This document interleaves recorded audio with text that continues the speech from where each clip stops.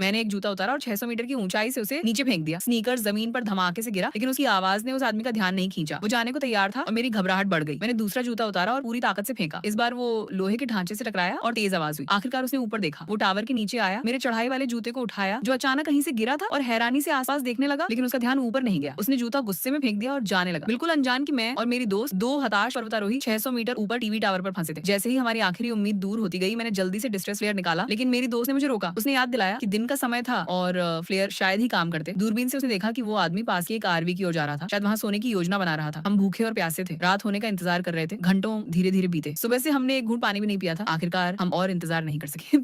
हमने एक नारंगी लाल फ्लेयर आसमान में दागा। उसकी चमक ने उस आदमी का ध्यान खींचा। उसने अपनी दूरबीन उठाई और हमें देख लिया। हमारी आंखें छलकने को थी। हमें यकीन था कि अब हमें बचा लिया जाएगा। वो आदमी और उसका साथी आरवी में टावर की ओर आए। जैसे जैसे वो पास आए, हमारी खुशी बढ़ती गई। लेकिन जब वो बाहर निकला, उसके हाथ में एक क्राउबार था। वो हमें बचाने नहीं आया था। उसने कार की खिड़की तोड़ी और गाड़ी लेकर चला गया। हम टावर पर स्तब्ध खड़े थे। हमारा दिल जैसे सीने से निकल गया। हमने खुद को तसल्ली दी कि शायद वो अपना मन बदले, शायद मदद बुलाए। रात बीती, कुछ नहीं हुआ। मरने का इंतजार कोई विकल्प नहीं था। मेरी दोस्त ने एक हताश फैसला लिया। उसने खुद को रस्सी से बांधा और नीचे बैग तक पहुंचने के लिए उतरने लगी। उसमें पानी और एक ड्रोन था। मैंने उसे मना किया। रस्सी सिर्फ 15 मीटर की थी, बहुत छोटी। फिर भी वो नहीं मानी। वो लोहे के ढांचे के सहारे नीचे उतरी। रस्सी खत्म हो गई, लेकिन बैग अभी भी उसकी पहुंच से बाहर था। उसने हाथ बढ़ाया, लेकिन वो नहीं मिला। मेरा दिल जोर जोर से धड़क रहा था। मैंने उसे वापस आने को कहा, लेकिन तभी उसने अपनी सेफ्टी बकल खोल दी। एक हाथ से रस्सी पकड़े, दूसरे से बैग की ओर बढ़ी। उसका शरीर हवा में झूल रहा था, खाई के किनारे पर। जब वो फिर भी बैग तक नहीं पहुंच पाई, तो उसने लोहे के ढांचे से खुद को धक्का दिया और एक विशाल डिश जैसे प्लेटफॉर्म पर छलांग लगा दी। थर थर कांप रही थी। मेरी नजर उस पर टिकी थी जब तक उसने खुद को संभाला और आखिरकार बैग पकड़ लिया। उसने पानी की बोतल खोली और लालच से पिया। मैंने राहत की सांस ली, लेकिन वो वापस कैसे आएगी? उसने बैग कंधे पर डाला और लोहे के ढांचे पर चढ़ने की कोशिश की, लेकिन ढांचा हिला और वो लगभग गिर गई। वो टावर से चिपक गई, डर से जमी हुई। जब वो शांत हुई, तो उसने रस्सी की ओर हाथ बढ़ाया। हवा तेज थी और रस्सी बार-बार उसकी पहुंच से दूर झूल रही थी। हताशा में उसने बैग से सेल्फी स्टिक निकाला, उसे बैग से जोड़ा ताकि उसकी पहुंच बढ़े, और रस्सी को पकड़ने की कोशिश की। धूप तेज थी और वो चक्कर खा रही थी। उसने बार-बार कोशिश की और आखिरकार बैग ने रस्सी को पकड़ लिया। उसने गहरी सांस ली, समय देखा और छलांग लगाकर हवा में रस्सी का पट्टा पकड़ लिया। मैं सांस रोक के देख रही थी। फिर मैंने पूरी ताकत से रस्सी खींची। वो पंजों और पैरों से संघर्ष करती रही। हर मांसपेशी चीख रही थी। वो प्लेटफॉर्म के नीचे तक पहुंची, बस एक आखिरी खिंचाव और वो सुरक्षित होती। तभी